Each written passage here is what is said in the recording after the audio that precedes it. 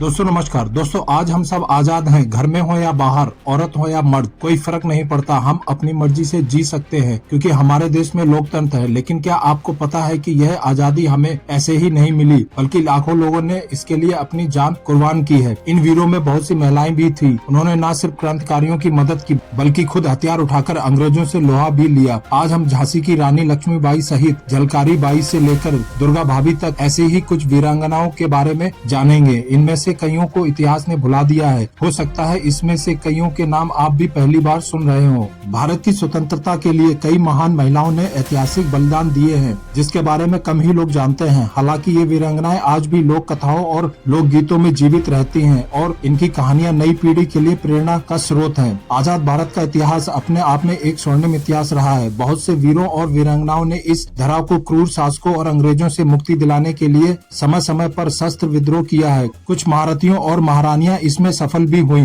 तो कुछ विफल होने के बावजूद स्वतंत्रता की चिंगारी लगाने में सफल हुई। वैसे ऐसी कई वीरांगनाएं हुई जिन्होंने अपनी परवाह न करते हुए देश की खातिर अपना सर्वोच्च बलिदान दिया। लेकिन आज हम बात करेंगे भारत की उन 6 वीरांगनाओं के बारे में जिनके जज्बे के सामने मुगलों से लेकर अंग्रेजों तक कोई भी नहीं टिक पाया था। तो चलिए जानते हैं ऐसे महान वीरांगनाओं के बारे में। दोस्तों यह जानकारी आपको जरा भी अच्छी लगे तो चैनल को सब्सक्राइब और लाइक जरूर करें। दोस्तों अंग्रेजों ने करीब 150 साल तक भारत में राज किया। उसके बाद स्वतंत्रता सेनानियों की मेहनत रंग लाई और 15 अगस्त 1947 को देश आजाद हो गया। लेकिन हम बात अंग्रेजों की नहीं बल्कि भारत पर हुए हमलों की कर रहे हैं, जिनके सामने पहाड़ की तरह वीरांगनाएं खड़ी हो गयी और उनकी बहादुरी को देख बड़े से बड़े क्रूर शासक अपना मनोबल खो बैठे।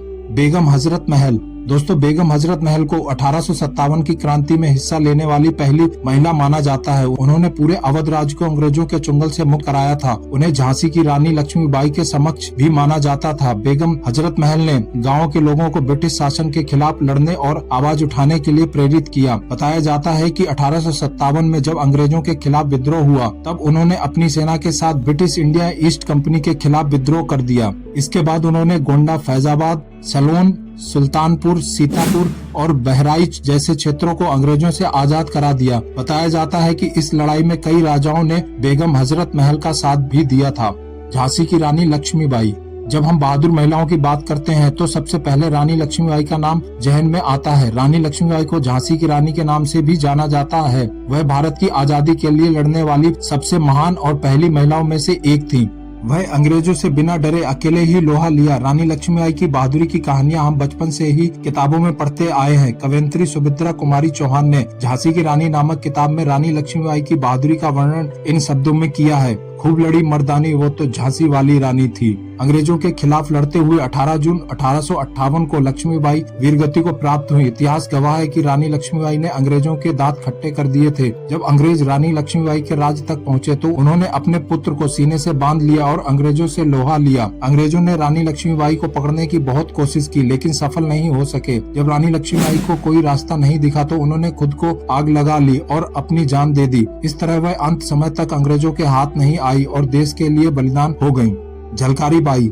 दोस्तों सन 1857 के प्रथम स्वतंत्रता संग्राम में झलकारी बाई ने रानी लक्ष्मीबाई के साथ कंधे से कंधा मिलाकर अंग्रेजों से लोहा लिया था। उनका जन्म 22 नवंबर 1830 को झांसी के भोजला गांव में हुआ। बचपन से ही उन्होंने घुड़सवारी और तीरंदाजी सीखी। बड़े होने के बाद झलकारी बाई का विवाह रानी लक्ष्मीबाई की सेना के एक सैनिक से हुआ और उनकी मुलाकात रानी लक्ष्मीबाई से हुई। रानी उनकी बहादुरी से बहुत प्रभावित हुई और उन्हें अपनी महिला सैनिकों की टुकड़ी दुर्गा दल में शामिल किया। दुर्गा दल में झलकारी बाई ने तोप और बंदूक चलाना सीखा। वे इतनी बहादुर थीं कि जल्द ही उन्हें दुर्गा दल का सेनापति बना दिया गया। एक और खास बात थी झलकारी बाई के बारे में, वे देखने में बिल्कुल रानी लक्ष्मीबाई जैसी दिखती थी। इसीलिए वे अक्सर युद्ध में रानी का वेश धारण करके दुश्मनों को चकमा देती थी। अपने आखिरी समय में भी वे रानी की वेशभूषा में लड़ रही थी कि तभी अंग्रेजों ने उन्हें पकड़ लिया। उनकी इस कुर्बानी से रानी लक्ष्मीबाई को किले से बाहर जाने का मौका मिला। अगर रानी लक्ष्मीबाई के एक सेनापति ने गद्दारी नहीं की होती तो अंग्रेज शायद झांसी का किला भी नहीं जीतते। झलकारी बाई की वीरता की कहानियां आज भी बुंदेलखंड में गाई जाती हैं। डॉक्टर लक्ष्मी सहगल। दोस्तों, देश की महान वीरांगनाओं में लक्ष्मी सहगल का नाम प्रमुखता से लिया जाता है। लक्ष्मी सहगल नेताजी सुभाष चंद्र बोस से बहुत प्रभावित थीं। स्वतंत्रता संग्राम में अंग्रेजों के खिलाफ लड़ने वाली लक्ष्मी सहगल बचपन से ही नेताजी सुभाष चंद्र बोस को अपना आदर्श मानती थी और आगे चलकर भारतीय राष्ट्रीय सेना की सक्रिय सदस्य बन गयी। अंग्रेजों से लोहा लेने के लिए उन्होंने एक महिला मंडल बनाया और इसका नाम रानी लक्ष्मी रेजिमेंट रखा। उन्होंने ब्रिटिश सरकार के खिलाफ सभी आंदोलनों में भाग लिया। ऐसे से डॉक्टर लक्ष्मी सहगल आजादी के बाद भी लोगों की सेवा में जुटी रही। 24 अक्टूबर 1914 को मद्रास में जन्मी लक्ष्मी सहगल ने 2012 में 92 साल की उम्र में दुनिया को अलविदा कह दिया। दुर्गा भाभी। दोस्तों, दुर्गावती बोहरा उर्फ दुर्गा भाभी भारत की स्वतंत्रता संग्राम में क्रांतिकारियों की एक अहम साथी थी। 17 अक्टूबर 1902 को कौशाम्बी जिले के शहजादपुर में जन्मी दुर्गा भाभी की शादी 10 साल की उम्र में भगवती चरण बोहरा से हुई थी, जो कि खुद भी एक क्रांतिकारी थे। भगवती चरण के पिता शिव चरण रेलवे अफसर थे और अंग्रेज सरकार ने उन्हें राय साहब का खिताब दिया था। 1920 में जब उनके पिता का देहांत हुआ तो भगवती चरण और दुर्गा भाभी खुलकर क्रांतिकारियों की मदद करने लगे। 18 मई 1930 को भगवती चरण अपने साथियों के साथ रावी नदी के किनारे बम बना रहे थे। बम का परीक्षण करते समय एक धमाका हुआ और भगवती चरण शहीद हो गए। पति की मृत्यु के बाद दुर्गा भाभी और भी सक्रिय हो गयी। क्रांतिकारी उन्हें प्यार से दुर्गा भाभी बुलाते थे। 9 अक्टूबर 1930 को दुर्गा भाभी ने गवर्नर हैली पर गोली चलाई, लेकिन वो बच गया। उन्होंने मुंबई के पुलिस कमिश्नर को भी गोली मारी थी। इसके बाद पुलिस उनके पीछे पड़ गई और उन्हें गिरफ्तार कर लिया गया। दुर्गा भाभी क्रांतिकारियों को हथियार पहुंचाने का काम करती थी। वे भगत सिंह, चंद्रशेखर आजाद, बटुकेश्वर दत्त जैसे बड़े क्रांतिकारियों के साथ काम कर चुकी थी। भगवती चरण की मृत्यु के बाद वे अकेले पड़ गयीं। वह अपने 5 साल के बेटे सचिंद्र को अच्छी शिक्षा देने के लिए पहले दिल्ली और फिर लाहौर गई। लाहौर में पुलिस ने उन्हें गिरफ्तार किया और 3 साल कैद में रखा। 1935 में वे रिहा होकर गाजियाबाद आकर स्कूल में पढ़ाने लगी। उनके बाद उन्होंने कई और स्कूल में अध्यापन किया। 15 अक्टूबर 1999 को उनका देहांत हुआ। यह दुख की बात है कि आज बहुत कम लोग इस महान क्रांतिकारी महिला के बारे में जानते हैं। शिव देवी तोमर। दोस्तों, पश्चिमी उत्तर प्रदेश के बड़ौद की 16 वर्षीय वीरांगना शिव देवी तोमर तथा उनकी छोटी बहन जय देवी तोमर ने अंग्रेजों को नाको चने चबाए थे।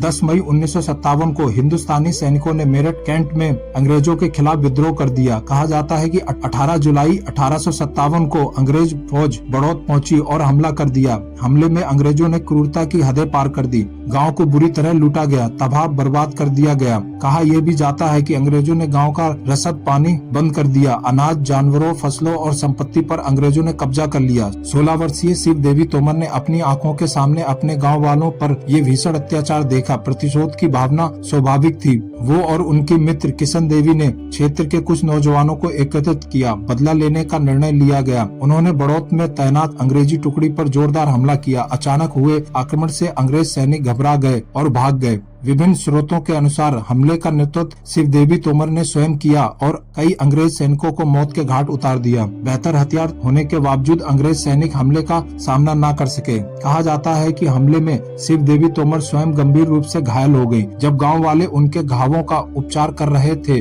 तभी अंग्रेज टुकड़ी वापस लौटी और उनके उस घायल युवा वीरांगना पर एक के बाद कई गोलियां दागी। युवा वीरांगना ने मातृभूमि की स्वतंत्रता के लिए शहादत का वर्ण किया और अपना सर्वोच्च न्यौछावर कर दिया। दोस्तों, आपकी क्या राय है इन वीरांगनाओं के बारे में और इनमें से आपने पहली बार किसका नाम सुना? कमेंट बॉक्स में जरूर लिखें। ऐसे ही किस्से और कहानी सुनने के लिए चैनल को सब्सक्राइब और लाइक करें। बहुत ही जल्द मिलते हैं अगले वीडियो में। तब तक के लिए धन्यवाद। भारत माता की जय।